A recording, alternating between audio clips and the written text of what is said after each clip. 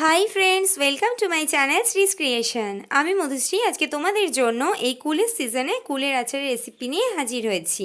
এই আচারটা কিন্তু দারুণ খেতে হয়। তাহলে চলো চটপট আজকে রেসিপিটা দেখে নেওয়া যাক। তবে তার আগে আমার চ্যানেলটিকে সাবস্ক্রাইব করতে এবং বেল আইকন প্রেস করে অল অপশনে ক্লিক করতে কিন্তু একেবারেই ভুলে যেও না। তাহলে চলো চটপট আজকের তোমাদের ছোটোবেলার একটা দারুণ মজা করে খাওয়ার রেসিপি দেখিয়ে ফেলি।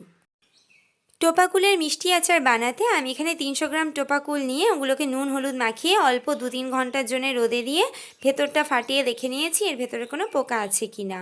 আর লাগছে আমাদের আখের গুড়, তোমরা পাটালি গুঁড়ো নিতে পারো, খেজুরের গুঁড়ো নিতে পারো। আর লাগছে 5 ফোড়ন এবং লাগছে 2টো শুকনো লঙ্কা। কড়াইটা ওভেনে বসিয়ে দিয়ে একটু গরম হয়ে যাওয়ার পর আমি এর মধ্যে শুকনো লঙ্কাটাকে দিয়ে একটুখানি নেড়ে ছেড়ে তারপর আমি 5 ফোড়নটাকে অ্যাড করব। 5 ফোড়নের মধ্যে কিন্তু আমি মৌরির পরিমাণটা একটু বেশি নিয়েছি।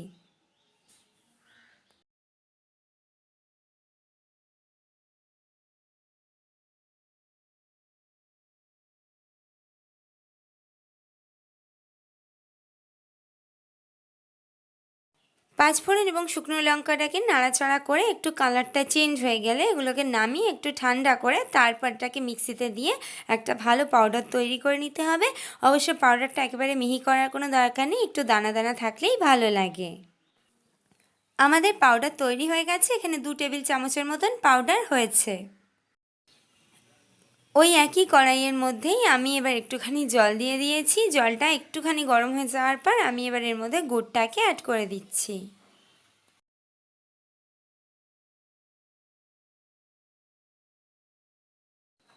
গুড়টাকে জলের সাথে 5 মিনিটের জন্য ভালোভাবে ফুটিয়ে নেওয়ার পর এবার আমি এর মধ্যে কুলগুলোকে অ্যাড করছি।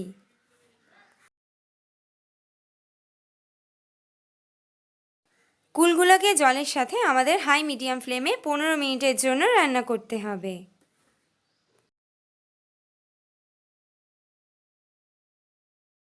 এই সময় তোমরা চাইলে এরকমভাবে হাতা দিয়ে কুলগুলোকে একটু ফাটিয়ে দিতে পারো কিংবা আস্তেও রাখতে পারো।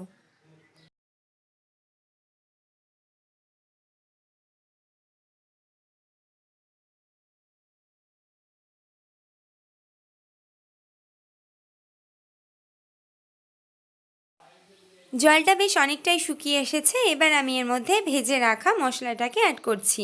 এখানে 2 টেবিল স্পুনের মতন মশলা হয়েছে। আর মশলাটাকে কিন্তু খুব বেশি পেস্ট করার কোনো দরকার নেই। একটু দানা দানা থাকলেই যখন তোমরা আচারটা খাবে দেখবে ওগুলো মুখে পড়লে টেস্টটা বেশি ভালো লাগে।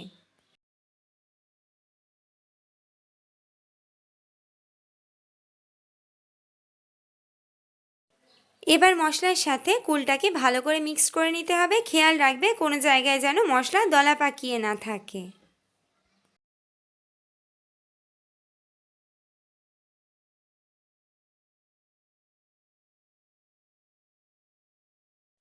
এই সময় কিন্তু ঘন ঘনই এটাকে হাতা দিয়ে নাড়তে হবে। তার কারণ তোমরা না নাড়লে কিন্তু ভালো করে মশলাটা পুরো ভালোভাবে কুলের সাথে মিক্সড হবে না।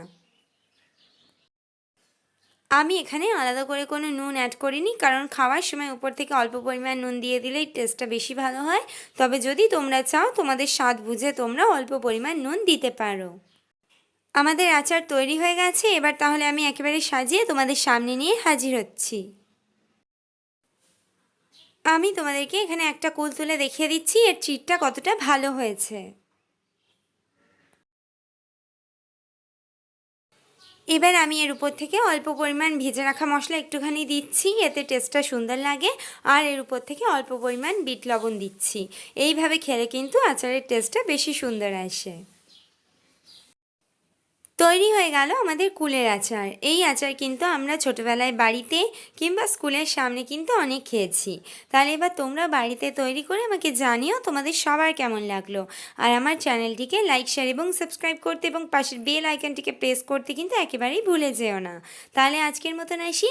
ভালো থেকো, সুস্থ থেকো এবং অবশ্যই সবসময় হাসতে থেকো। টাটা।